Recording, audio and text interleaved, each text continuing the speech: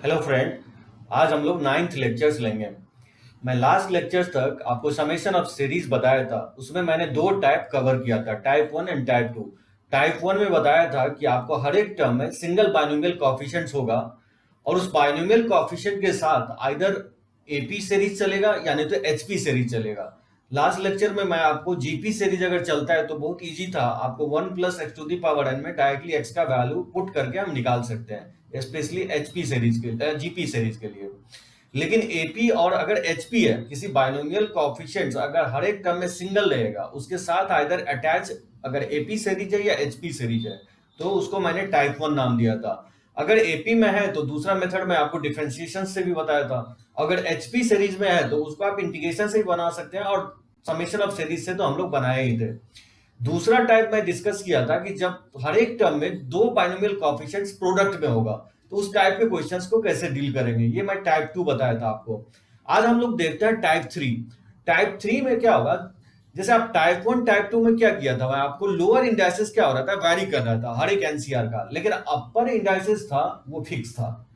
लेकिन type three में क्या होगा कि लोअर इंडाइसिस फिक्स होगा और अपर इंडाइसिस क्या होगा, वैरी करेगा। मतलब एन होगा, n+1 होगा, n+2 होगा। सो ये टाइप थ्री नाम दे रहा हूं। इस टाइप का क्वेश्चन हम स्टार्टिंग में भी कुछ क्वेश्चंस किए थे और कुछ क्वेश्चंस हम आज कर रहे हैं। तो इस टाइप के क्वेश्चंस में ये फॉर्मूला काफी यूजफुल होगा। अगर अपर इंडाइसिस वैरी कर रहा है तो एनसीआर और एनसीआर-1 ये इक्वल होता है n+1 सीआर। यहाँ पे n+k मुझे प्रूफ करना है कि n+k+1 cn+1 के इक्वल होगा। यहाँ पे आप देख सकते हैं कि अपर इंडाइसिस इसका इंक्रीज कर रहा है, n+1 n+2, और लोअर इंडाइसिस फिक्स है। अगर ये फॉर्मूले अगर अप्लाई करना तो दो कंडीशन सेटिस्फाई होना चाहिए।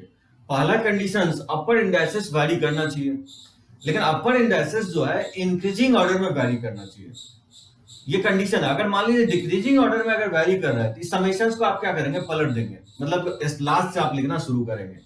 लेकिन यहाँ पे वैसा केस नहीं है, अपर इंडाइसिस इसका क्या हो रहा है, इंक्रीजिंग ऑर्डर में वैरी कर रहा है। और दूसरा जो कंडीशंस होगा, लोअर इंडाइसिस क्या होना चाहिए, फिक्स होना चाहिए। मैं दो कंडीशन बता रहा हूं इस टाइप के लिए। पहला कंडीशन ये होगा कि अपर इंडाइसिस वैरी करना चाहिए और वो वैरी इंक्रीजिंग ऑर्डर में करना चाहिए, और जो लोअर इंडाइसिस है वो फिक्स होना चाहिए। अगर ये दो कंडीशन अगर सेटिस्फाई हो रहा है तो ये फॉर्मूला एप्लीकेबल होगा। इस तरह से मर्जिंग होते चला जाएगा सी का। तो देखिए इस पर्टिकुलर क्वेश्चन से हम कैसे मर्ज कर रहे हैं। देखिए एनसीएन, बेसिकली एनसीएन का वैल्यू जो होता है एनसी0 के इक्वल होगा और n+1 c1 के भी इक्वल होगा। यानी एनसीएन जो होता है एनसी0 के इक्वल होता है, क्योंकि एनसीआर इक्वल होता है एनसीएन-r के।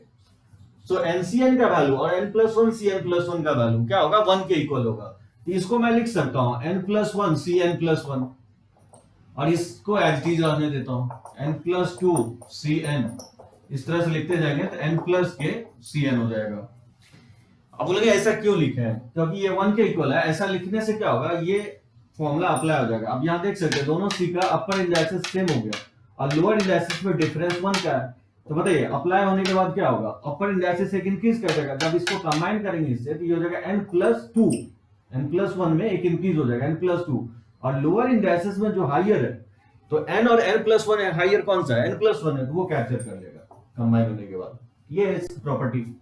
और फिर ये सब टर्म कैसे लिखेगा, सो n+2 cn n+3 cn, इस तरह से लिखते जाएंगे n+k cn। ये सब टर्म एज इट इज होगा। फिर आप देख सकते हैं ये इससे कंबाइन हो जाएगा, क्योंकि इसका अपर इंडाइसिस सेम है और इसमें डिफरेंस लोअर इंडाइसिस का डिफरेंस यूनिटी है। तो जब कंबाइन करेंगे तो अपर इंडाइसिस एक इंक्रीज कर जाएगा, n+3 हो जाएगा, और लोअर इंडाइसिस में जो हाइयर है वो वैल्यू कैप्चर कर लेगा। तो n और n+1 में हाइयर वैल्यू n+1 है, और ये टर्म एज इट इज रहेगा। इस तरह से क्या होगा, कंबाइन होते चला जाएगा। अब देख सकते हैं क्या हुआ, जब हम कंबाइन कर रहे हैं इस टर्म को इससे, तो क्या हो रहा है, n+1 की जगह क्या आ जा रहा है, n+2, और लोअर जो इंडाइसिस n है वो कैप्चर कर रहा है n+1। जब हम इसको कंबाइन कर रहे हैं इससे, n+2 की जगह क्या आ जा रहा है, n+3, और n की जगह कैप्चर कर दे रहा है n+1। दैट मींस जब हम कंबाइन कर रहे हैं तो चेंजेस क्या हो रहा है कि अपर इंडाइसिस एक इंक्रीज कर जा रहा है और n के जगह ऑलवेज क्या आ जा रहा है, n+1। तो बताइए उसी तरह से अगर इसको कंबाइन करते हैं, कंबाइन करते जाएंगे तो क्या चेंजेस आएगा, अपर इंडाइसिस इसका भी क्या होगा, एक इंक्रीज कर जाएगा, यानी n+k+1 हो जाएगा, और जो लोअर इंडाइसिस n है, सो n क्या हो जाएगा, कैप्चर होकर के n+1 हो जाएगा। इस तरह से कंबाइन होते चला जाएगा और लास्ट जब कंबाइन करेंगे तो अपर इंडाइसेस इंक्रीज करेगा और लोअर इंडाइसेस क्या हो जाएगा, n+1 हो जाएगा। इस तरह से देख सकते हैं ये कंबाइन हुआ तो क्या चेंज हुआ, इससे कंबाइन होकर के इसमें क्या चेंजेस आया, तो अपर इंडाइसेस एक इंक्रीज कर रहा है और लोअर इंडाइसेस n की जगह n+1 होता है। उसी तरह जब हम लास्ट को कंबाइन करेंगे n+k की जगह अपर इंडाइसेस एक इंक्रीज हो जाएगा n+k+1 और जो लोअर इंडाइसेस वो कैप्चर कर लेगा n+1। इस तरह से आप फाइंड आउट कर सकते हैं। देखते हैं कुछ क्वेश्चंस और। चलिए देखिए इस क्वेश्चंस को। सेकंड क्वेश्चन 20C11 दिया, 21C12, 22C13, 23C14, 24C15 से लेकर के 30C21 तक है। अब यहाँ पे देखेंगे तो अपर इंडाइसेस क्या हो रहा है, इंक्रीजिंग ऑर्डर में है। तो पहला कंडीशन तो सेटिस्फाई हो रहा है, अपर इंडाइसेस क्या है, इंक्रीजिंग ऑर्डर में है। लेकिन जो दूसरा कंडीशन वो सेटिस्फाई नहीं हो रहा है। दूसरा कंडीशन अगर देखेंगे तो लोअर इंडाइसेस मैं बोल रहा हूं कि फिक्स होना चाहिए। जब भी आपको थर्ड टाइप होगा ये फॉर्मूला यूज होगा। अगर ये फॉर्मूला यूज होगा तो दो कंडीशन सेटिस्फाई होना चाहिए, तो ही आप फॉर्मूला अप्लाई कर सकते हैं। अपर इंडाइसेस इंक्रीजिंग ऑर्डर में होना चाहिए और लोअर इंडाइसेस फिक्स होना चाहिए। लेकिन यहाँ लोअर इंडाइसेस फिक्स नहीं है। अभी जस्ट मैं बता रहा था कि दोनों इंडाइसेस एनसीआर का वैरी नहीं करेगा। अगर ऐसा हो रहा है तो फिर एक इंडाइसेस को आपको फिक्स करना पड़ेगा। अब देखिए कैसे मैं फिक्स कर रहा हूं। 20C11 को लिख सकता हूं मैं 20C9। बोलेंगे कैसे लिख सकते हैं, क्योंकि ये मैं प्रॉपर्टी बताया हूं कि एनसीआर इक्वल होता है NCn-R के। एनसीआर इक्वल होगा NCn-R के। इस प्रॉपर्टी से 20C11 को लिख सकता है 20C 20-11। 20 में से अगर आप 11 सब्ट्रैक्ट करेंगे तो 9 आ जाएगा। 20C12 को लिख सकते हो 21C9। 21 में 12 अगर सब्ट्रैक्ट करेंगे ये 9 के इक्वल होगा। उसी तरह से 22 में 13 अगर सब्ट्रैक्ट करते हैं तो 20C9 लिख सकते हैं।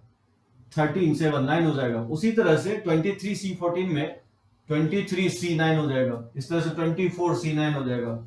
आज 30 में 20 घटाएंगे तो ये 30C9 हो जाएगा। सो एनसीआर इक्वल होता है NCn-R के। इस प्रॉपर्टी से मैंने क्या किया कि सभी के लोअर इंडाइसेस मैंने फिक्स कर लिया। सो दोनों कंडीशन यहाँ पे सेटिस्फाई हो रहा है, यानी अपर इंडाइसेस इंक्रीज कर रहा है और लोअर इंडाइसेस फिक्स है, तो ये प्रॉपर्टी अप्लाई होगा। अब देखिए कैसे हम अप्लाई करते हैं 20C9। अब 20C9 तो 1 के इक्वल होता नहीं है। इसमें देखिए क्या करेंगे हम 20C8, 20C9 और 21C9, 22C9, 23C9 इस तरह से लिखते जाएंगे तो 30C9 और माइनस लिख दिया 20C8। मैंने क्या किया कि 20C8 ऐड कर दिया और 20C8 सब्ट्रैक्ट कर दिया। कर सकते हैं अब 20C8 ऐड कर दिया, 20C8 सब्ट्रैक्ट कर दिया। बोलेगा ऐसा क्यों कर रहा है, ऐसा इसलिए कर रहे हैं क्योंकि अब इससे कंबाइन हो जाएगा, ये प्रॉपर्टी अप्लाई हो जाएगा। अब देख सकते हैं अप्लाई होगा तो क्या होगा 20 की जगह लिख सकते हैं 21C, दोनों में जो हाइयर है ये 9 हो जाएगा और ये सब टर्म तो एज इट इज रहेगा। 22C9, 23C9 से लेकर के 30C9 माइनस 20C8 हो जाएगा। फिर इससे ये कंबाइन हो जाएगा। इससे कंबाइन करेंगे तो क्या होगा, अपर इंडाइसेस इंक्रीज कर जाएगा 22 हो जाएगा। लेकिन प्रॉब्लम ये है कि यहाँ पे देख सकते हैं दोनों इंडाइसेस सेम हो गया। सो आप क्या करेंगे 20C8 ऐड और सब्ट्रैक्ट नहीं करेंगे, 20C10 और ऐड और सब्ट्रैक्ट करेंगे। सो 20C10 ऐड और सब्ट्रैक्ट करेंगे। ठीक है, ऐसा इसलिए कर रहा हूं क्योंकि आपको गलतियां पता चले किससे ऐड और सब्ट्रैक्ट करना है। ये जानबूझ के मैंने ये गलती किया हूं कि आपको पता चले, क्योंकि 20C9 में मैंने क्या किया 20C8 से ऐड सब्ट्रैक्ट किया। लॉजिक ये है कि किससे ऐड सब्ट्रैक्ट करेंगे, जो भी यहाँ पे 9 है उससे एक हाइयर वैल्यू लेंगे। मैंने एक लोअर वैल्यू 8 ले लिया था, यहाँ 20C10 ऐड और सब्ट्रैक्ट कर देंगे। इससे क्या होगा कि जब आप इसको कंबाइन करेंगे इससे तो 20 के जगह 21 हो जाएगा और C 9 और 10 जो हाइयर है वो 10 कैप्चर करेगा। अब आप देख सकते हैं जब आप कंबाइन करेंगे तो ये इसमें 10 में कोई चेंज नहीं होगा, क्योंकि 9 और 10 में जो हाइयर वैल्यू होता है वही वैल्यू लेते हैं। R और R-1 में जो हाइयर होता है वो कैप्चर करता है इस प्रॉपर्टी से। इसलिए आप 20C10 लिखेंगे, इस लोअर इंडाइसेस से एक ज्यादा लिखेंगे और अपर इंडाइसेस सेम लेंगे तो इससे कंबाइन हो जाएगा और 21C10 आ जाएगा। और जब 21C10 जब इससे कंबाइन करेंगे तो फिर इससे कंबाइन हो जाएगा, 21 की जगह 22 हो जाएगा और 9 10 जो हाइयर वैल्यू वो कैप्चर कर लेगा और 22C9 ये सब एज इट रहेगा।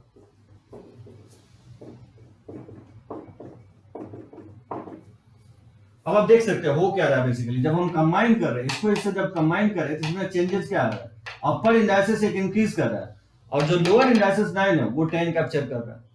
जब इसको इससे कंबाइन कर रहा है तो 21 के जगह क्या हो रहा है 22 आ रहा है, यानी अपर इंडाइसेस इंक्रीज कर रहा है और लोअर इंडाइसेस क्या हो जा रहा है 10 हो जा रहा है।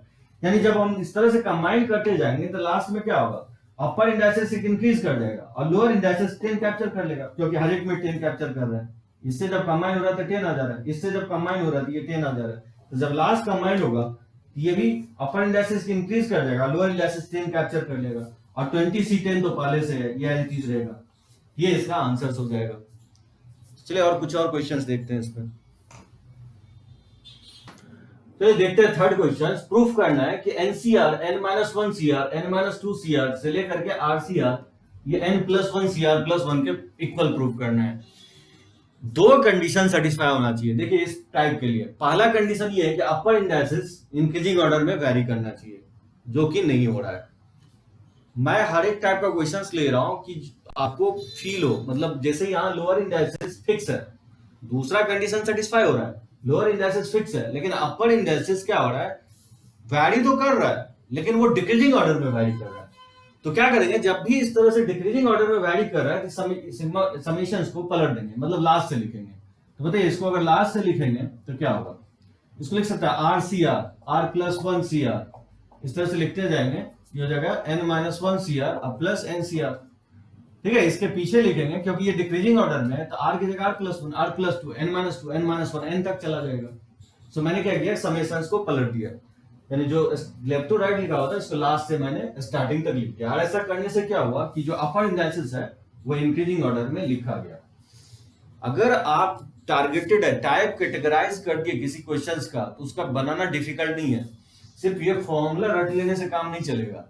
ये फॉर्मूला कहाँ पे अप्लाई होगा कहाँ पे नहीं अप्लाई होगा ये आपको जानना होगा। जैसे मैंने आपको बताया था टाइप 1 टाइप 2 में उस टाइप का क्वेश्चंस लिया था जिसका एनसीआर का अपर इंडाइसेस फिक्स था और वैरी क्या कर रहा था, लोअर इंडाइसेस ही कर रहा था।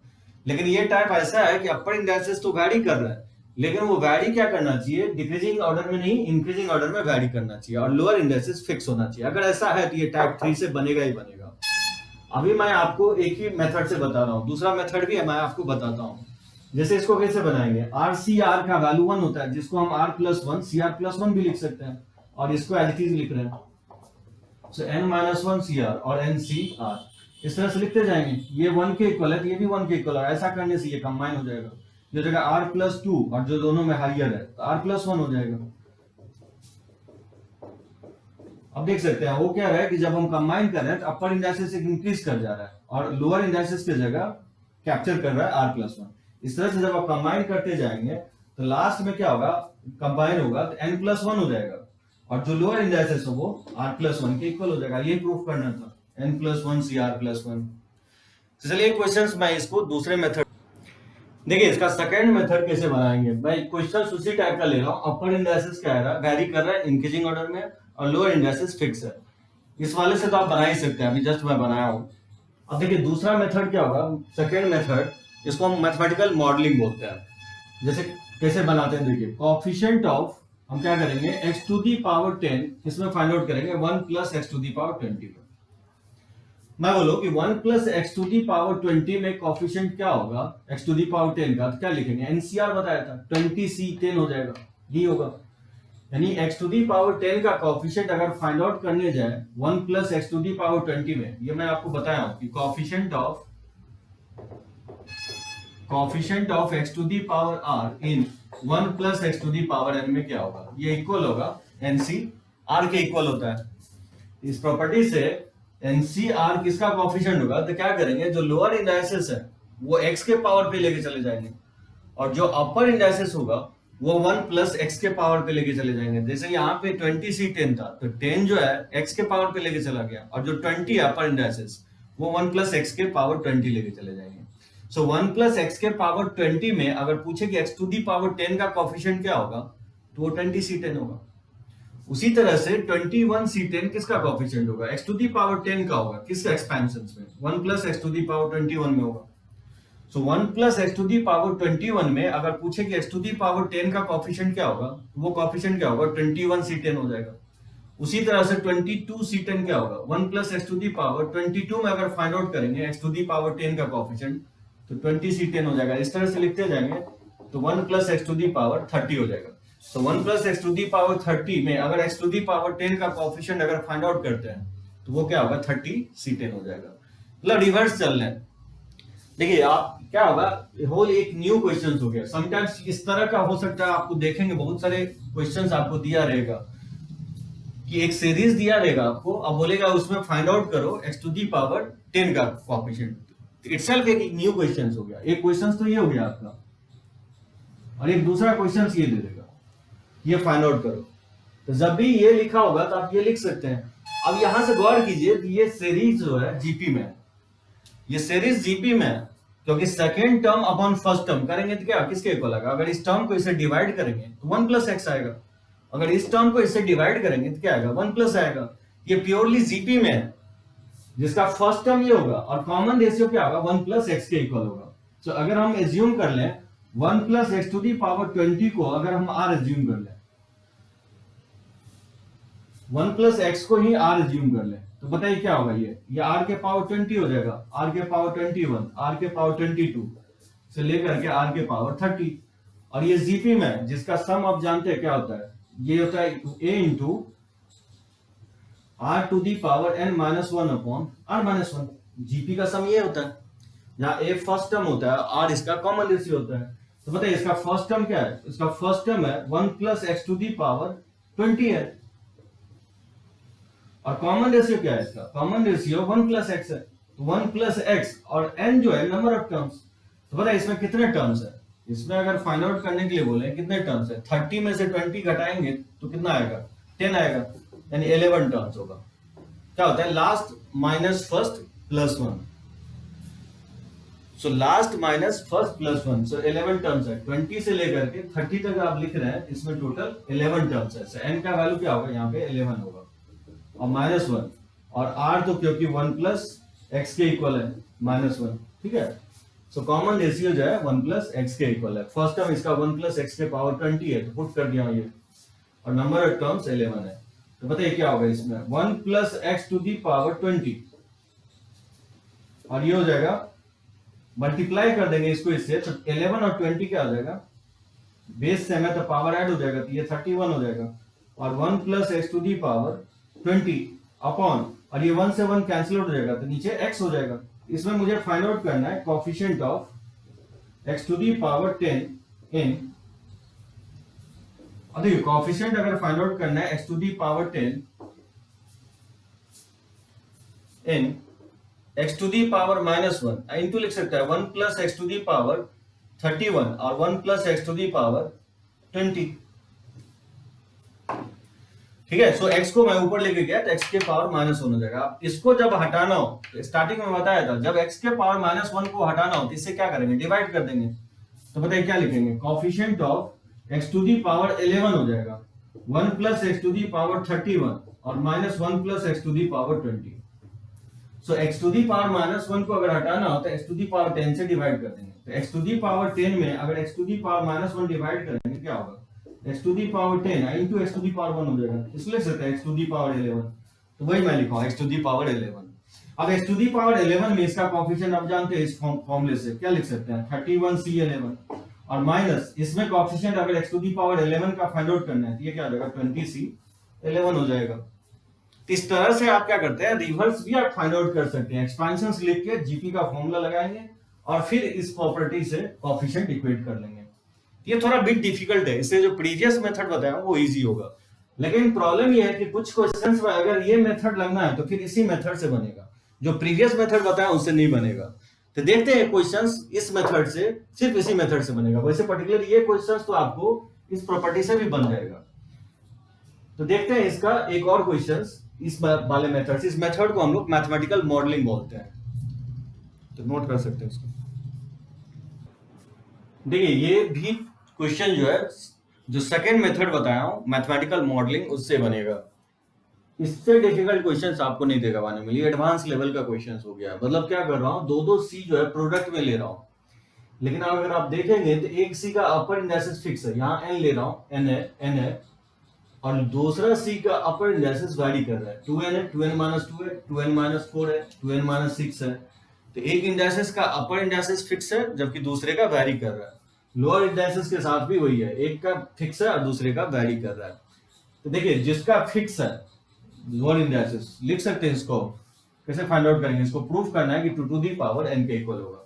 तो कॉफिशिएंट ऑफ, तो जिसका फिक्स है कि फिक्स n है, इसको n के कॉफिशिएंट पे ले जाएंगे और क्या लिखेंगे nc0, और ये किसके एक्सपेंशन में आएगा 1 plus x to the power 2n में आएगा। So 1 plus x to the power 2n में अगर पूछेंगे x to the power n का कॉफिशिएंट क्या होगा, तो वो क्या होगा 2ncn होगा।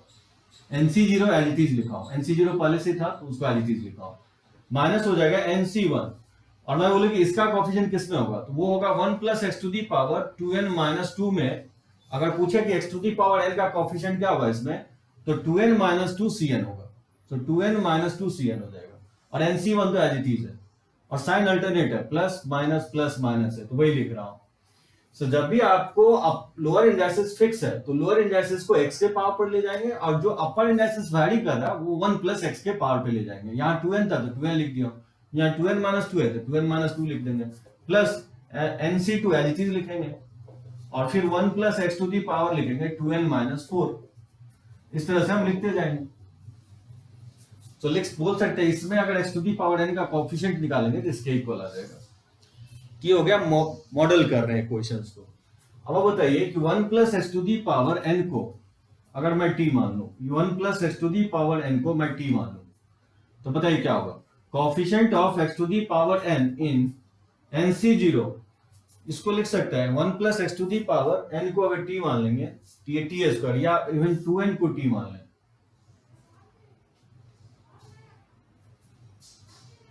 ठीक है, इसी को मैं t मान लेता हूं, इसको लिख सकता है ये हो जाएगा t स्क्वायर nc1, और ये हो जाएगा t के पावर, या 1 प्लस एक्स का होल स्क्वायर को मैं t मान लेता हूं। तो देखिए क्या होगा कि अगर इसको हम क्या लिखेंगे t to the power n लिखेंगे, अगर 1 प्लस एक्स का होल स्क्वायर को t मानते हैं तो 1 plus x to the power 2n को क्या लिखेंगे, इसको लिखेंगे 1 प्लस एक्स का whole square to the power n लिखेंगे, इसको क्योंकि हम t मान लिए, ये क्या हो जाएगा t to the power n हो जाएगा। उसी तरह से 1 plus x to the power 2n minus 2 को क्या लिखेंगे, t के पावर n माइनस 1, क्योंकि इसका होल स्क्वायर के पावर n माइनस 1, और इसका होल स्क्वायर को हम क्या किए 1 प्लस एक्स के होल स्क्वायर को t मान लिए। उसी तरह से nc2 t के पावर n माइनस 2 हो जाएगा। इस तरह से हम लिखते जाएंगे। सो आप देख सकते हैं ये जो है कोई एक्सपेंशन है, ये किसका एक्सपेंशन होगा, डिफरेंस इसका n पे चढ़ा है और माइनस है, फिर n और 1 का डिफरेंस इस पे चल रहा है t पे, ये एक्सपेंशन होगा t minus 1 to the power n का, t minus 1 to the power n को ही एक्सपैंड करेंगे तो इसके इक्वल आएगा। इसमें किसका कोएफिशिएंट इक्वेट करना है, मुझे फाइंड आउट करना है coefficient of x to the power n। अब आप क्या करेंगे, t का वैल्यू पुट कर दीजिए, तो t का वैल्यू क्या है 1 प्लस एक्स का होल स्क्वायर है, तो 1 प्लस एक्स का whole square minus 1 to the power n हो जाएगा। ये जगह 1 plus 2x plus x square a plus b के होल स्क्वायर से इसको एक्सपैंड कर देंगे, तो 1 से 1 कट जाएगा, ये जगह 2x plus x square to the power n, इसमें अगर x कॉमन ले लेंगे तो पावर लेते हुए कॉमन आएगा, ठीक है, x to the power n into 2 plus x to the power n लिख सकते हैं। इसमें मुझे फाइंड आउट करना है किसका coefficient, coefficient of x to the power n, इसमें निकालना है x to the power n into 2 plus x to the power n, ठीक है, और x to the power n को हटाना तो क्या करते हैं, इससे डिवाइड कर देते हैं, यानी coefficient of x to the power 0, इसमें फाइंड आउट करना है 2 plus x to the power n। ये मैं कंसेप्ट पहले भी एक्सप्लेन किया हूं, जब भी इस टर्म को हटाएंगे इसे डिवाइड कर देंगे, यानी कि x टू दी पावर 0 का कोएफिशिएंट इसमें फाइंड आउट करेंगे, तो x टू दी पावर 0 इसमें फाइंड आउट कर लेंगे, जब x to the power n x to the power 0 से मल्टीप्लाई होकर ये क्या आ जाएगा, x to the power n आ जाएगा। अब x टू दी पावर 0 का कोएफिशिएंट फाइंड आउट करना है तो इसका जनरल टर्म निकाल लेंगे, इसका जनरल टर्म क्या था tr प्लस 1 हो जाएगा ncr, और 2 पे इसका डिफरेंस चढ़ाएंगे n माइनस r, और x पे इसका लोअर इंडेक्सेस, ये इसका जनरल टर्म होगा।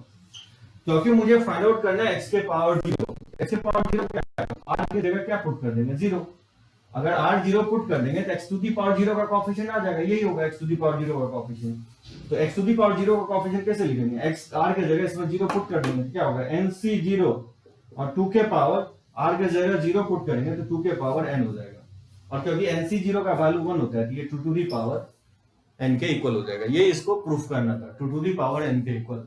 तो बनाएंगे इस टाइप के क्वेश्चन जो है, काफी क्वेश्चंस आपको दिखेंगे, मेनली ये 3 टाइप होगा। एक टाइप और है जो मैं सिर्फ 2-3 क्वेश्चंस मेंस में भी आया और एडवांस में भी आया, तो उसको मैं कवर कर लेता हूं। तो चलिए इसको नोट कर सकते हैं। देखिए एक स्पेशल टाइप होगा जिसको मैं टाइप 4 बोल सकता है। ये स्पेशल टाइप 2-3 बार मेंस में ये क्वेश्चन आया है। ये स्पेशली याद रखेंगे इस टाइप के। पहले इस लॉजिक को समझने की कोशिश कीजिए, उसके बाद मैं क्वेश्चंस लेता हूं।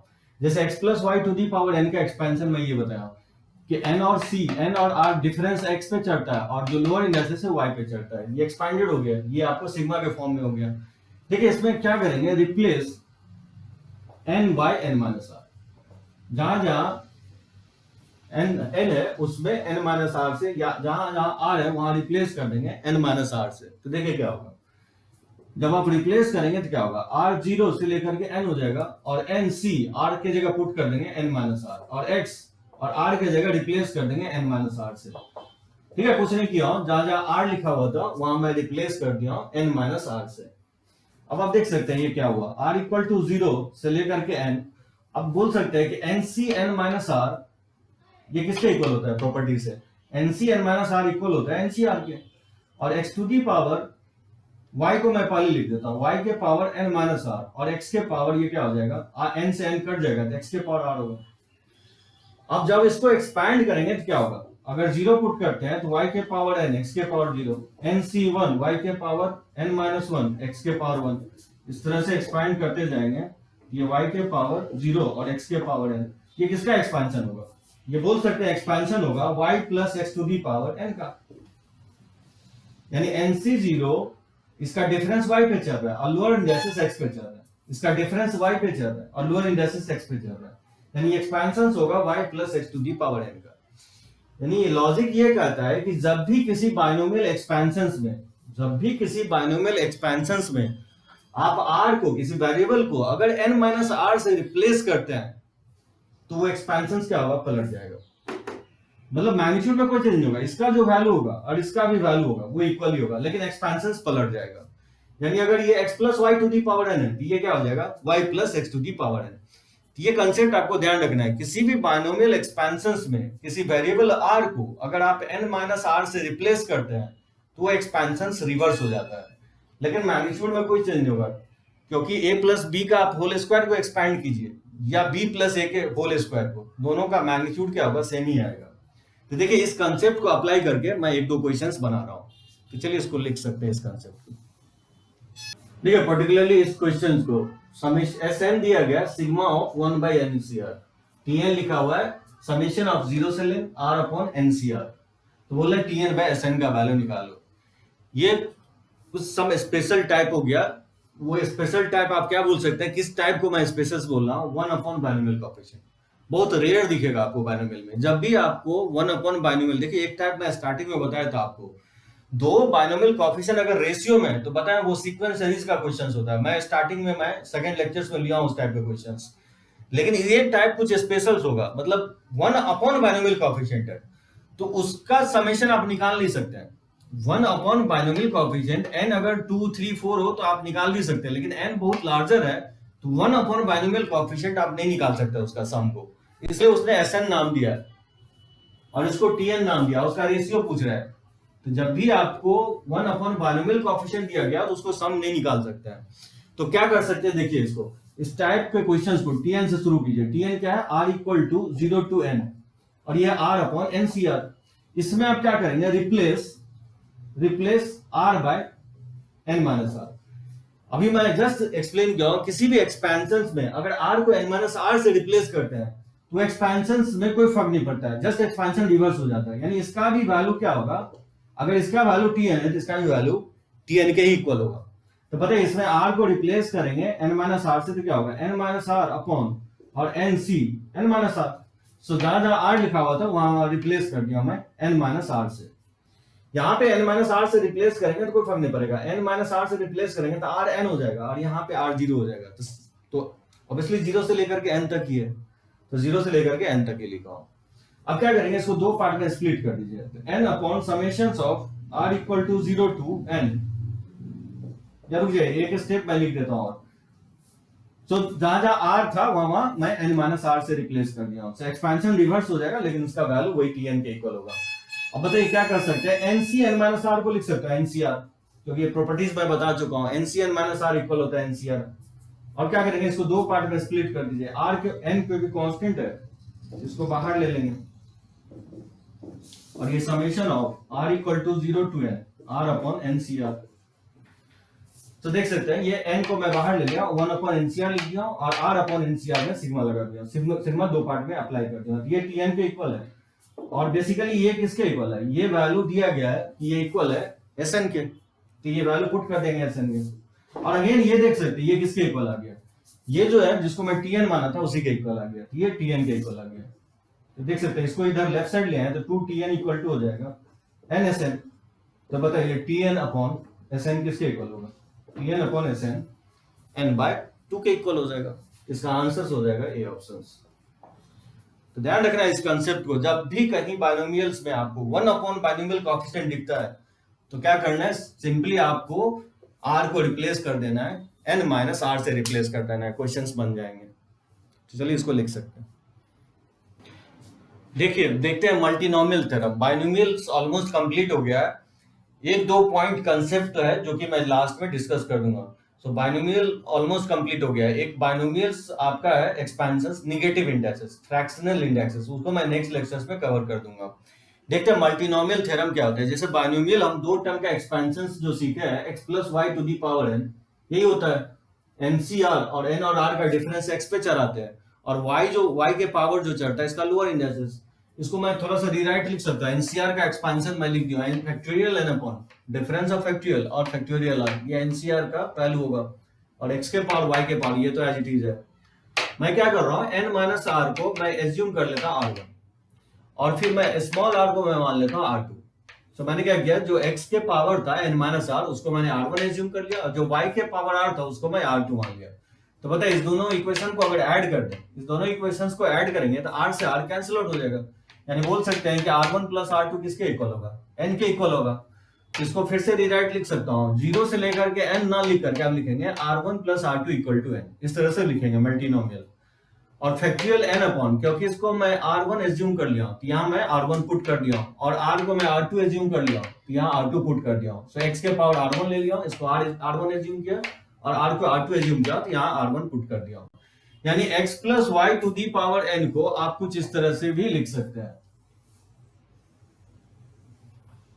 सो बाइनोमियल थ्योरम दो टर्म के लिए इस तरह से लिख सकते हैं, यानी फैक्टोरियल n अपॉन जितना वेरिएबल होगा उतना r1 r2 आएगा, फैक्टोरियल r1 फैक्टोरियल r2। और r1 जो है वो फर्स्ट वेरिएबल पे चलेगा, y जो है फिर सेकंड वेरिएबल पे चलेगा। और एक कंडीशन है कि x y के पावर का सम ऑलवेज क्या होना चाहिए, फिक्स होना चाहिए, ये n के इक्वल होना चाहिए। ये एक्सपेंशंस के स्टार्टिंग में मैं बताया था आपको। उसी तरह से हम लोग लिख सकते हैं मल्टीनोमियल थ्योरम, जैसे बाइनोमियल को लिखे है उसी तरह से मल्टीनोमियल थ्योरम लिख सकते हैं। अगर मान लीजिए दो नहीं इवन k टर्म इसमें रहे, x1 x2 x3 xk to the power n, इसको क्या लिखेंगे, summations of r1 r2 r3 से लेकर के rk तक, और ये किसके इक्वल होना चाहिए, n के इक्वल होना चाहिए। और फैक्टोरियल n अपॉन, जैसे हम लोग xy के लिए r1 r2 चूज किए थे क्योंकि यहाँ k वेरिएबल है, उसके लिए हम r1 factorial r2 factorial r3 factorial dot dot dot rk factorial, और यही r1 क्या होगा, x1 के पावर पे जाएगा, x2 के पावर पे r2 होगा, x3 के पावर पे r3 होगा, डॉट डॉट डॉट xk के पावर rk होगा। और इसी का सम किसके इक्वल होना चाहिए, n के इक्वल होना चाहिए। अब सिग्मा के नीचे आप बोलेंगे कि इक्वेशंस को क्यों लिख रहे हैं, क्योंकि यहाँ पे तो समझ में आ रहा है कि लोअर जीरो लिख रहे हैं और अपर n, तो इसमें टर्म्स को डिनोट कर रहा है, यानी स्टार्ट जीरो से हो रहा है और एंड अप n से हो रहा है। इसमें नंबर ऑफ टर्म्स क्या होंगे, n प्लस 1 टर्म्स होंगे। यहाँ पे मैं इक्वेशंस को इसलिए लिख रहा हूं, मैं बोल रहा हूं कि इस इक्वेशंस में, ये देखिए नेक्स्ट पॉइंट जो मैं लिखा हूं, the number of non negative solutions of the equations r1 plus r2 plus r3 dot dot dot rk equal to n is equal to the number of distinct term in the expansion of x1 plus x2 plus x3 dot dot dot xk। मैं बोल रहा हूं कि इस equations के जितने non negative solutions होंगे, non negative solution, non negative integral solutions, non negative integral solutions,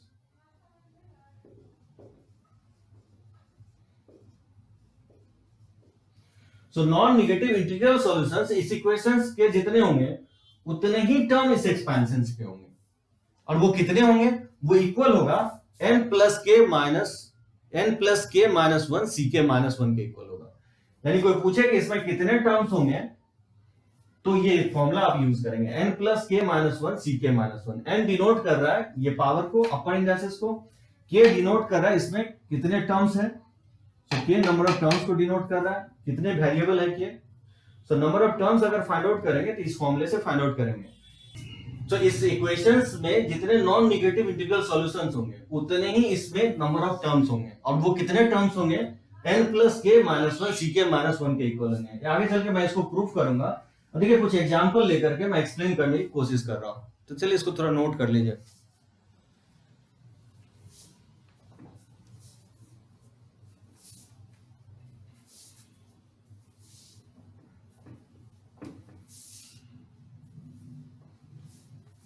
देखिए जैसे आप x plus y plus z का होल स्क्वायर, आप जानते हैं ये होता है x square plus y square plus z square, 2xy plus 2yz, अब प्लस हो जाएगा 2zx। इसको इस तरह से भी लिखा जा सकता है x के पावर 2 y के पावर 0 z के पावर 0, x के पावर 0 y के पावर 2 z के पावर 0, x के पावर 0 y के पावर 0 z के पावर 2। इस तरह से 2x के पावर 1 y के पावर 1 z के पावर 0, 2x के पावर 0 y के पावर 1 z के पावर 1। इसको लिख सकता है 2x के पावर 0 y के पावर 0 z के पावर 1। तो कुछ नहीं किया हो, y के पावर 0 z के पावर 0 1 के इक्वल होता है, ये x स्क्वायर के इक्वल होगा, ये y स्क्वायर के इक्वल होगा, ये z स्क्वायर, ये 2xy 2yz और 2zx के इक्वल होगा। अब अगर देख सकते हैं वेरिएबल के पावर आप अगर देखेंगे तो हर एक टर्म में फिक्स है, 2 0 0 0 2 0 0 0 2। तो बाइनोमियल्स में मैं बताया ये प्रॉपर्टी जी होता है कि हर एक टर्म में वेरिएबल के पावर का सम सेम होता है, वो किसके इक्वल होता है, इंडेक्स के इक्वल होता है।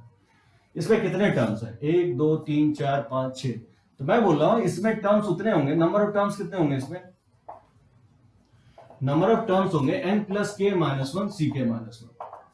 बोलेंगे n क्या, n ये हो गया, n कितना ले रहा है, इंडेक्स 2 ले रहा है, और यहाँ k डिनोट कर रहा है नंबर ऑफ वेरिएबल को, तो यहाँ 3 वेरिएबल है, तो ये फॉर्मूला होगा, k की जगह 3 पुट कर देंगे। सो x y z यहाँ 3 वेरिएबल है, 3 टर्म है, तो k की जगह 3 ले लेंगे, और इंडेक्स जो है n का वैल्यू 2 है, इसमें पुट करेंगे तो ये 4c2 आएगा, और इसको लिखेंगे 4 इंटू 3/2 फैक्टोरियल होता है, तो 4 इंटू 3/2, तो ये वैल्यू क्या आएगा, 6 आ जाएगा। तो देख सकते हैं इसमें 6 टर्म होगा। मैं कहने की कोशिश यही कर रहा हूं कि जब r1 plus r2 plus r3 अगर n के इक्वल लेता है तो बताइए यहाँ n का वैल्यू क्या है, r1 plus r2 plus r3 equal to 2 हो जाएगा। तो मैं बोला इसके कितने सॉल्यूशंस होंगे, वो सॉल्यूशंस नंबर ऑफ सॉल्यूशन 6 ही होंगे। अब बोलेंगे कैसे होगा 6 सॉल्यूशन, तो आप देख सकते हैं जैसे r1 r2 r3 का जब आप सॉल्यूशन फाइंड आउट करने जाएंगे तो 2 0 0 हो सकता है, या 0 2 0 हो सकता है, या 0 0 2 हो सकता है, या आपको 1 1 0 हो सकता है, यानी तो 0 1 1 हो सकता है, यानी तो 1 0 1 हो सकता है। तो बताइए कितने होंगे। सो r1 r2 r3 का इंटीग्रल वैल्यू ऐसा लेना है जो 2 के इक्वल हो जाए। तो ऐसे 6 सेट होंगे, 2 0 0 जिसका सम क्या होगा 2 के इक्वल होगा, 0 2 0 0 0 2, 1 1 0 0 1 1 और 1 0 1। ये 6 सेट होगा जो इस इक्वेशंस को क्या करेगा, सेटिस्फाई करेगा। यानी इस एक्सपेंशंस में उतने ही टर्म होंगे जितने इस इक्वेशंस में number of non negative integral solutions होंगे, और वो कितने होंगे, वो इक्वल होगा n plus k minus one C k minus one. ये फॉर्मूला आपको हेल्प करेगा किसी इक्वेशंस में अगर non negative integral solution find out करना हो या अगर number of terms find out करना हो, ये फॉर्मूला आपको काफी यूजफुल होगा। इस फॉर्मूले को हम लोग परम्यूटेशन कॉम्बिनेशंस में देखेंगे, प्रूफ करेंगे। तो अभी जस्ट याद रखना है कि इस एक्सपेंशंस को याद रखना है और इसमें कितने टर्म्स होंगे, तो इस इक्वेशंस को लिख दिया जाता है। इस इक्वेशंस का लिखने का मतलब ये होगा कि इस इक्वेशन में जितने ही नॉन नेगेटिव इंटीग्रल सॉल्यूशंस होंगे इसमें उतने ही एक्सपेंशन होंगे, नंबर ऑफ टर्म्स होंगे, तो 6 टर्म्स होंगे। जैसे बताइए कि x plus y to the power n भी सीखे, x plus y to the power में मैं बता रहा हूं कि नंबर ऑफ टर्म्स कितने होते हैं, n प्लस 1 होते हैं। तो इस फॉर्मूले से भी आप निकाल सकते हो। जैसे नंबर ऑफ टर्म्स अगर इस फॉर्मूले से निकालेंगे तो क्या होगा, बताइए नंबर ऑफ टर्म्स हो जाएगा n plus k minus one C k minus one. बताइए यहाँ पे k का वैल्यू क्या होगा, 2 वेरिएबल है तो k का वैल्यू यहाँ पे 2 लेंगे, तो 2 माइनस 1 यहां से लिख सकता हूं n प्लस 1 c1, और n प्लस 1 c1 क्या हो जाएगा, n प्लस 1 के इक्वल होगा। सो n प्लस 1 c1 जो है, so x plus y to the power n में कितने टर्म्स होंगे, n प्लस 1 के इक्वल होंगे। इस तरह से आप फाइंड आउट कर सकते हैं, नंबर ऑफ टर्म्स इसमें फाइंड आउट कर सकते हैं, या कितने इसमें number of non negative integral solutions होंगे, ये भी आप फाइंड आउट कर सकते हैं इस फॉर्मूले से। जस्ट इस फॉर्मूले को मेमोराइज रखना है। सो नंबर ऑफ टर्म्स कितने होंगे, वो होंगे n plus k minus one C k minus one. ये काफी इंपॉर्टेंट प्रॉपर्टीज होगा। चलिए इसको लिख सकते हैं। जैसे इस टाइप का क्वेश्चन पूछेगा, find the number of distinct term in the expansions of x plus y plus z to the power 10। तो बताइए क्या लिखेंगे, n plus k minus one C k minus one हो जाएगा। तो n का वैल्यू 10 है और k 3 लेंगे यहाँ वेरिएबल, तो 3 माइनस वन, ये वैल्यू हो जाएगा 12c2। और 12c2 का वैल्यू आप निकाल सकते हैं, 12 इंटू 11 बाय फैक्टोरियल 2 हो जाएगा, तो 6, ये 66 टर्म्स होंगे। यानी x plus y plus z to the power 10 को जब आप एक्सपैंड करेंगे तो क्या होगा, 66 टर्म आएगा। उसी तरह से a plus b plus c plus d plus c to the power n में बताना नंबर ऑफ टर्म्स, तो क्या होगा बताइए, number of terms. So number of terms हो जाएगा n, और k का वैल्यू कितना वेरिएबल है, 1 2 3 4 5 है, तो माइनस वन सी 5 माइनस वन, ये हो जाएगा n प्लस 4 सी 4 हो जाएगा। तो इसको एक्सपैंड कर लेंगे तो n के टर्म में आंसर आएगा। n प्लस सी 4 को आप n प्लस 4 सी एन भी लिख सकते हैं, क्योंकि एनसीआर इक्वल होता है एनसीएन माइनस आर के। तो ध्यान रखना है, आंसर ये भी दे सकता है या ये भी दे सकता है। जैसे इसमें number of terms find out करना है, तो इसमें नंबर ऑफ टर्म्स क्या लिखेंगे, n प्लस k का वैल्यू कितना है, यहाँ पे 3 टर्म है, तो k का वैल्यू 3 लेंगे, c3 माइनस वन, और n का वैल्यू यहाँ 8 है, ये हो जाएगा 8 प्लस 10c2 हो जाएगा, और फिर 10 इंटू 9 बाय फैक्टोरियल 2, फैक्टोरियल 2 के इक्वल होगा, ये हो जाएगा 45 टर्म। यानी ab plus bc plus ca to the power 8 को एक्सपैंड करेंगे तो इसमें 45 टर्म्स आएंगे। इसका नंबर ऑफ टर्म्स कितना होगा, इसमें अगर फाइंड आउट करते हैं number of terms, so number of terms होगा 15 प्लस k का वैल्यू 4 है, तो 4 माइनस वन सी 4 माइनस वन, ये हो जाएगा 19 c3। इस तरह से आप फाइंड आउट कर सकते हैं नंबर ऑफ टर्म्स। ऐसा भी दे सकता है कि इसका पूछेगा कि नंबर ऑफ डिस्टिंक्ट सॉल्यूशन कितने होंगे, number of integral solution, number of non negative solution. अच्छा, नॉन निगेटिव इंटीग्रल सॉल्यूशंस का मतलब क्या होगा, नॉन निगेटिव इंटीग्रल सॉल्यूशंस का मतलब होल नंबर होगा। नॉन निगेटिव क्या होना चाहिए, निगेटिव नहीं होना चाहिए, मतलब क्या होना चाहिए, सारा पॉजिटिव होना चाहिए इंक्लूडिंग जीरो, यानी 0 1 2 3 4 5 इस टाइप के सॉल्यूशंस। तो नॉन निगेटिव इंटीग्रल सॉल्यूशंस, तो इसके भी नॉन निगेटिव इंटीग्रल सॉल्यूशंस क्या होंगे, n plus k minus one C k minus one होगा। तो यहाँ n का वैल्यू यहाँ 10 ले लेंगे, और k का वैल्यू यहाँ पे, क्योंकि नंबर ऑफ वेरिएबल 3 है, तो इस तरह से आप 12c2, ये हो जाएगा 12 इंटू 11/2, ये 66 टर्म्स होंगे। यानी इसमें जितने number of non negative integral solutions होंगे इस एक्सपेंशन में, उतने ही नंबर ऑफ टर्म्स होंगे। इस फॉर्मूले से आप डायरेक्टली नंबर ऑफ टर्म्स निकाल सकते हैं। बाइनोमियल में क्या था, डायरेक्टली हम लिख दिए थे n+1 होंगे नंबर ऑफ टर्म्स, लेकिन इसमें क्योंकि वेरिएबल पे डिपेंड कर रहा है कि 3 टर्म का एक्सपेंशन है पावर n है कि 4 टर्म के पावर n है, तो वो डिपेंड करता है, वैरी करता है नंबर ऑफ टर्म्स। तो नंबर ऑफ टर्म्स इस फॉर्मूले से फाइंड आउट करेंगे, n plus k minus one C k minus one. So number of non negative integral solution find out करना हो, या किसी भी मल्टीनोमियल थ्योरम में एक्सपेंशंस में number of terms find out करना हो, इस फॉर्मूले से आप फाइंड आउट कर सकते हैं। तो मल्टीनोमियल थ्योरम में आपको एक ही टाइप या दो ही टाइप का क्वेश्चन आएगा, या तो नंबर ऑफ टर्म्स पूछ सकता है आपसे, जैसे मैं लिया हूं क्वेश्चंस, या कोएफिशिएंट इक्वेट करने के लिए दे सकता है। अच्छा, मल्टीनोमियल थ्योरम में ये नहीं बता सकते स्टार्टिंग से पांचवा टर्म क्या होगा, क्योंकि बाइनोमियल में हम बोल लेते हैं स्टार्टिंग से पांचवा टर्म या छठा टर्म क्या होगा। मल्टीनोमियल थ्योरम में जैसे मैं बोला हूं कि x plus y plus z के होल स्क्वायर को एक्सपैंड करेंगे, तो x square plus y square plus z square plus 2xy plus 2yz plus 2zx, तो स्टार्टिंग से तीसरा टर्म होगा, वो डिपेंड करेगा किस तरह से लिखा गया, क्योंकि x square plus y square plus z square को कोई इस तरह से भी लिख सकता है, x square plus z square plus y square. इसमें स्टार्टिंग से पांचवा टर्म क्या होगा ये नहीं बता सकते हैं, सिर्फ आपको कोएफिशिएंट पूछ सकता है कि किसी टर्म का कोएफिशिएंट क्या होगा। जैसे किसी टर्म में ये पावर आएगा तो बोला है उसका कोएफिशिएंट क्या होगा, तो क्या करेंगे, इसको bc plus ca plus ab to the power 8, आप इस एक्सपेंशन से ये जो सिग्मा के फॉर्म में लिखा हूं इस तरह से लिख देंगे। तो बताइए यहाँ पे 3 वेरिएबल है, तो तीन टर्म है, तो 3 वेरिएबल लेंगे और इसका सम 8 के इक्वल होना चाहिए।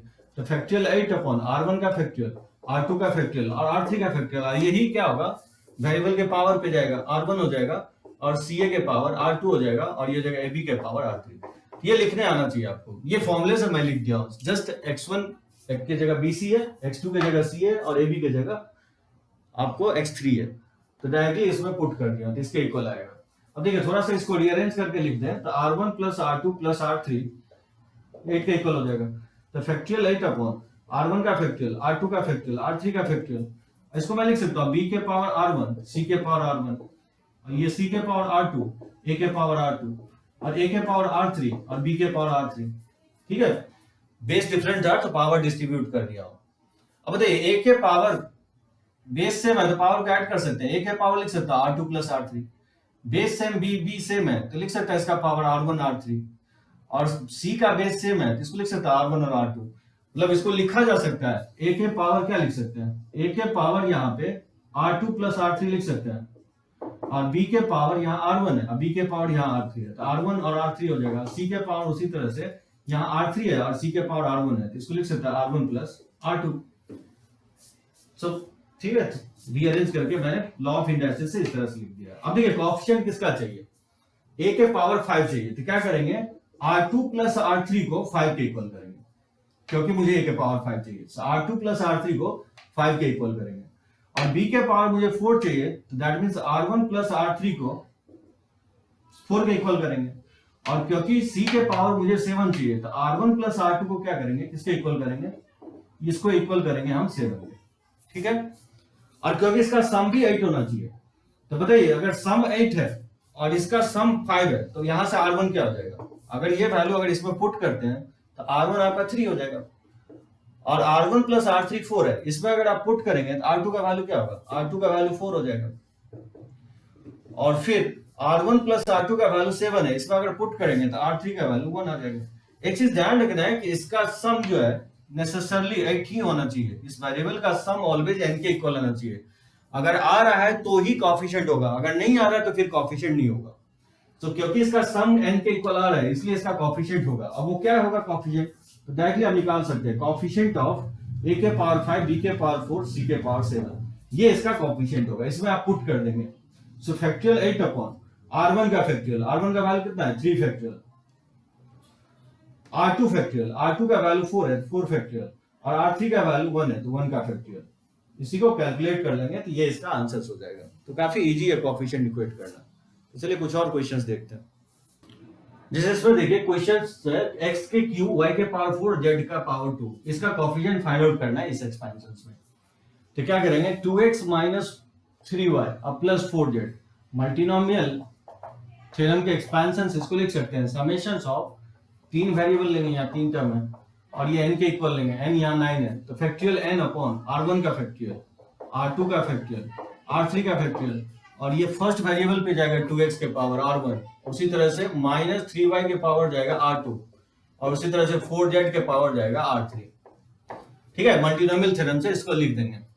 तो एक स्टेप और मैं लिख देता हूँ, R1, R2 और R3 का सम 9 होना चाहिए, और फैक्टोरियल 9 अपॉन R1 का फैक्टोरियल, R2 का फैक्टोरियल और R3 का फैक्टोरियल। इसको मैं लिख सकता हूँ 2 के पावर R1 माइनस 3 के पावर R2 और फिर 4 के पावर R3, और उसी तरह से x के पावर R1, y के पावर R2 एंड z के पावर R3। सो पावर से मैं डिस्ट्रीब्यूट कर दिया हूँ, बेस डिफरेंस है तो पावर डिस्ट्रीब्यूट कर दिया। 2 के पावर R1 हो जाएगा, माइनस 3 के पावर R2 हो जाएगा, और 4 के पावर R3 हो जाएगा, और x के पावर y के पावर और z के पावर R1 R2 R3 है। ठीक है, इसको लॉ ऑफ इंडाइसेस से लिख दिया। अब क्योंकि x क्यू चाहिए तो ऑब्वियसली R1 का वैल्यू क्या आ जाएगा 3 हो जाएगा, R2 का वैल्यू क्या आ जाएगा, y के पावर 4 चाहिए तो 4 हो जाएगा, और R3 का वैल्यू क्या आ जाएगा 2 हो जाएगा। तो अगर कोएफिशिएंट निकालना है तो कोएफिशिएंट ऑफ बताइए x के पावर क्यू, y के पावर 4 और z के पावर 2 क्या होगा, इसमें पुट कर देंगे, factorial 9 upon 3 factorial 4 factorial 2 factorial हो जाएगा, ये इसका कोएफिशिएंट हो जाएगा। एक और मेथड है जिससे आप फाइंड आउट कर सकते हैं, इसको आप शॉर्टकट मेथड बोल सकते हैं। देखिए इसको जनरली हम लोग मल्टीनोमियल थ्योरम में तो इस तरह से ही बनाएंगे, लेकिन एक मेथड और होगा जो पीएनसी में हम बनाएंगे। अब देखिए कितना आप समझ पाते हैं इस मेथड से, और ये काफी इजी होगा। तो बेसिकली इसमें क्या करना है, मुझे फाइंड आउट करना है किसका कोएफिशिएंट x क्यू y के पावर 4 z स्क्वायर। तो बेसिकली क्या हो रहा है कि इस 9 पावर को क्या कर रहे हैं हम डिस्ट्रीब्यूट कर रहे हैं किसमें, अमॉन्ग x y z। तो बताइए 9 पावर को और x को कितना पावर देंगे कि x क्यू आ जाएगा, तो ऑब्वियसली इसको 3 पावर देंगे, 2x को अगर 9 में से 3 पावर दे देंगे तो x क्यू आ जाएगा। y को कितना पावर देंगे 4 देंगे, और z को कितना पावर देंगे 2 देंगे, तो टोटल कितना पावर हो गया 4 प्लस 3 प्लस 4 प्लस 2, ये 9 के इक्वल आ गया। यानी 9 पावर में 3 पावर x को दे दे और 4 पावर y को दे दे और 2 पावर z को दे दे, ये आ जाएगा। तो बेसिकली वो क्या रहा है, एनसीआर क्या डिनोट करता है, एनसीआर डिनोट करता है the number of ways of selecting r distinct things out of n distinct things, यानी आर में से एन सिलेक्ट करने का तरीका बताता है एनसीआर। तो बताइए कैसे फाइंड आउट करेंगे, इसमें कोफिशिएंट अगर फाइंड आउट करना है तो coefficient of x cube y के पावर 4 और जेड के पावर 2 क्या लिखेंगे, तो 9 में से इसको 3 पावर दे रहे हैं एक्स को, तो कितना तरीका से दे सकते हैं, 9c3 तरीके से दे सकते हैं।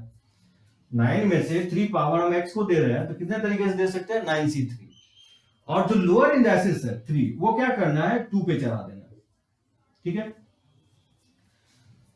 सो 9 में से 3 पावर दे रहे हैं x को, तो 9c3 तरीके से दे सकते हैं। और जो लोअर इंडाइसिस होगा 3, वो आपको x के पावर पे चढ़ा देना है।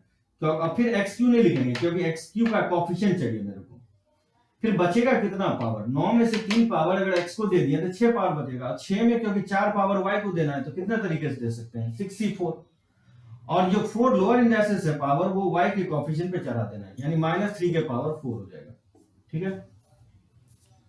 सो 6 में से 4 पावर y को दे दिया, बचे कितने पावर, 6 में से 4 पावर y को दे दिया तो बचे 2 पावर, तो 2 पावर में से 2 पावर z को देना है तो 2c2 तरीके से दे सकते हैं। और जो लोअर इंडाइसिस है 2, वो 4 के कोफिशिएंट पे चला देना पावर पे, यानी 4 के पावर 2 हो जाएगा। इसी का वैल्यू अगर फाइंड आउट करेंगे तो बताइए 9c3 को लिख सकते हैं फैक्टोरियल 9 अपॉन फैक्टोरियल 3 फैक्टोरियल 6, 2 का क्यूब, और फैक्टोरियल 6 अपॉन इसको लिख सकते हैं फैक्टोरियल 4 इनटू फैक्टोरियल 2 और -3 के पावर 4, और 2c2 तो 1 हो जाएगा 4 का स्क्वायर। इससे ध्यान रखना है कोफिशिएंट इक्वेट करने में यहाँ पे आपको मिस किया है, 2 के पावर भी लिखना है। 2 के पावर क्या हो जाएगा, r1 कितना है, वो 3 है, और -3 के पावर r2 4 है, और फिर r3 जो हो जाएगा, r3 का 2 है तो ये 2 के पावर -3 के पावर हो जाएगा 4, और 4 के पावर लेंगे 2, ठीक है। तो r3 का वैल्यू पुट कर देंगे, तो ये कोफिशिएंट पूरा ये होगा, इसमें पुट करेंगे r1 r2 r3 का वैल्यू, ये कोफिशिएंट आएगा। इसमें आप देख सकते हैं फैक्टोरियल 6 से फैक्टोरियल 6 कट जाएगा, अब ये जो वैल्यू आएगा और ये वैल्यू आप देखिए दोनों मैच कर रहे हैं। तो इस तरीके से आप फाइंड आउट कर सकते हैं, ये भी तरीका से आप निकाल सकते हैं। चलिए दोनों तरीका से एक क्वेश्चंस मैं और लेता हूं, चलिए इसको लिख सकते हैं। देखिए इस टाइप के क्वेश्चंस काफी आपको दिखेगा मेंस में भी और एडवांस में पूछा है। जैसे एक सिंगल वेरिएबल आपको देगा, जैसे अभी मल्टीपल ऑफ वेरिएबल ले रहे थे, टर्म 3 है लेकिन वेरिएबल सिंगल है, इसमें पूछ रहा है कि x टू दी पावर 4 का कोफिशिएंट क्या होगा, कैसे फाइंड आउट करेंगे। एक तो पहले मल्टीनोमियल थ्योरम से आप निकाल सकते हैं, देखिए दोनों मेथड से मैं निकाल के आपको बताता हूं। सो मल्टीनोमियल थ्योरम से लिख सकते हैं r1 r2 r3, 3 टर्म है तो 3 वेरिएबल लगे, और फैक्टोरियल 7 अपॉन r1 का फैक्टोरियल, r2 का फैक्टोरियल, r3 का फैक्टोरियल, और ये 1 के पावर जाएगा 1 के पावर r1, x के पावर r2, और फिर -2x स्क्वायर के पावर r3। इस तरह से मल्टीनोमियल थ्योरम से लिख सकते हैं r1 plus r2 plus r3, ये 7 होना चाहिए, और 7 फैक्टोरियल अपॉन r1 का फैक्टोरियल, r2 का फैक्टोरियल, r3 का फैक्टोरियल, 1 के पावर तो 1 ही होगा, और इसको लिख सकता हूं -2 के पावर r3 और x के पावर r2 प्लस 2r3, ठीक है। लॉ ऑफ इंडाइसिस से मैंने क्या किया, x के पावर r2 है और -2 के पावर r3, पावर डिस्ट्रीब्यूट कर दिया, और x स्क्वायर जब r3 से मल्टीप्लाई होगा तो x के पावर 2r3 होगा, और यहाँ पे x के पावर r2 है तो बेस सेम है तो पावर ऐड हो जाएगा, तो यहाँ पावर r2 है और यहाँ पे 2r3 है, तो ऐड अप होकर के क्या आ जाएगा r2 प्लस 2r3। और क्योंकि मुझे x के पावर 4 का कोफिशिएंट चाहिए तो क्या करेंगे, हम इक्वल करेंगे r2 प्लस 2r3, किसके इक्वल करेंगे, r2 प्लस 2r3 किसके इक्वल करेंगे, x के पावर 4 का कोफिशिएंट चाहिए तो 4 के इक्वल करेंगे। अब यहाँ पे क्या होगा कि आपके पास दो ही इक्वेशन है, जैसे यहाँ इसका सम 7 होना चाहिए और इसका वैल्यू 4 के इक्वल होना चाहिए। यहाँ पे दो इक्वेशंस है और वेरिएबल कितना है, 3 है, r1 r2 r3। जहां r1 r2 r3 क्या हो रहा है, ये वैरी कर रहा है, कहां से कहां तक, ये वैरी कर रहा है 0 से लेकर के 7 तक। मतलब क्या करना है इसमें, क्योंकि दो इक्वेशन और 3 वेरिएबल है तो इससे तो निकलेगा नहीं, तो किसी एक वैल्यू को वैरी करवा सकते हैं। तो देखिए कौन सा वैल्यू को वैरी करवाएं, r2 अगर 0 ले लें, जैसे कोई एक वैल्यू को वैरी करवाएंगे, जैसे या तो r3 को वैरी करवाइए या r2 को वैरी करवाए, तो किसी एक वैल्यू को मैं वैरी करवा रहा हूं। जैसे मान लीजिए R2 को मैं वैरी करवा रहा हूँ, R2 अगर 0 ले लें तो R3 क्या होगा, R2 अगर 0 लेंगे तो R3 हो जाएगा 2, तो R1 क्या होगा, इसमें पुट कर देंगे क्योंकि इसका सम 7 होना चाहिए, तो इसमें पुट करेंगे 0 और 2, तो ऑब्वियसली R1 का वैल्यू हो जाएगा 5। फिर R2 का वैल्यू 1 लेंगे तो R3 क्या हो जाएगा, 1 लेंगे तो ये 3/2 हो जाएगा, तो ये तो पॉसिबल ही नहीं है, ये वैल्यू नहीं लेंगे, ये वैल्यू होगा क्योंकि R1 R2 R3 फ्रैक्शन हो नहीं सकता है। तो फिर R2 का वैल्यू 2 लेंगे, तो बताइए उस केस में R3 क्या होगा, R2 अगर इसमें 2 पुट करते हैं तो 4 - 2, तो R3 का वैल्यू 1 हो जाएगा, और ये वैल्यू अगर इसमें पुट करते हैं 2 + 1 तो R1 का वैल्यू क्या हो जाएगा 3, तो 4 हो जाएगा। R2 का वैल्यू आप 3 रखेंगे तो R3 का वैल्यू क्या हो जाएगा, अगर इसमें 3 रखते हैं R2 का वैल्यू तो 3 - 1 ये 1/2 हो जाएगा, यानी ये पॉसिबल नहीं है। उसी तरह से R2 का वैल्यू 4 लेंगे तो R3 का वैल्यू क्या हो जाएगा, अगर R2 का वैल्यू 4 लेते हैं तो R3 का वैल्यू 0 हो जाएगा, और ये वैल्यू अगर इसमें पुट करते हैं तो ऑब्वियसली R1 का वैल्यू 3 हो जाएगा। अब आगे वैल्यू नहीं लेंगे क्योंकि अगर हम आगे लेते हैं वैल्यू, यहां मैं लिख देता हूं,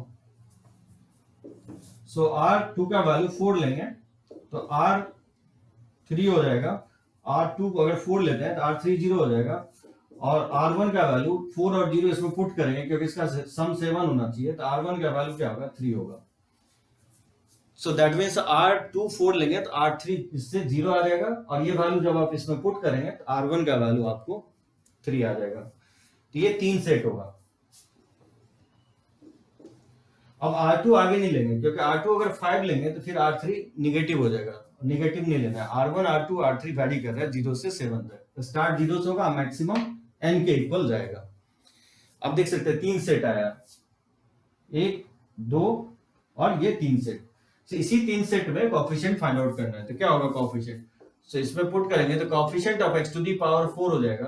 कोएफिशिएंट ये होगा आपका, ये होगा कोएफिशिएंट। R1 R2 R3 का तीनों सेट इसमें पुट कर देंगे और ऐड कर देंगे, तो बताइए factorial 7 upon R1 R2 R3, R1 है 5, R2 है 2, और ये 0 है, 0 का फैक्टोरियल 2 का फैक्टोरियल इनटू -2 के पावर R3, R3 का वैल्यू कितना है 2 है, प्लस, ठीक है, ये पहला सेट के लिए हो गया। और R1 R2 R3 ये 4 2 1 है, तो factorial 7 upon 4 2 1, 4 factorial 2 factorial 1 factorial, और -2 के पावर R3 है, तो R3 का वैल्यू 1 है, प्लस फिर तीसरा सेट में क्या है R1 R2 R3, जो फैक्टोरियल 7 अपॉन हो जाएगा, इसमें पुट करेंगे R1 R2 R3, तो ये 3 4 और 0 है, तो 3 फैक्टोरियल 4 फैक्टोरियल 0 फैक्टोरियल, और -2 के पावर क्या है R3 है, ये R3 तो 0 है। इसका वैल्यू आप फाइंड आउट कर लेंगे, फैक्टोरियल 7 अपॉन ये फैक्टोरियल 5 इंटू फैक्टोरियल 2 और -2 का होल स्क्वायर ये 4 हो जाएगा, अब प्लस माइनस माइनस हो जाएगा, और 7 factorial into 2 upon 4 factorial into 2 factorial, अब -2 के पावर 0 तो 1 हो जाएगा, plus 7 factorial upon 3 factorial into 4 factorial.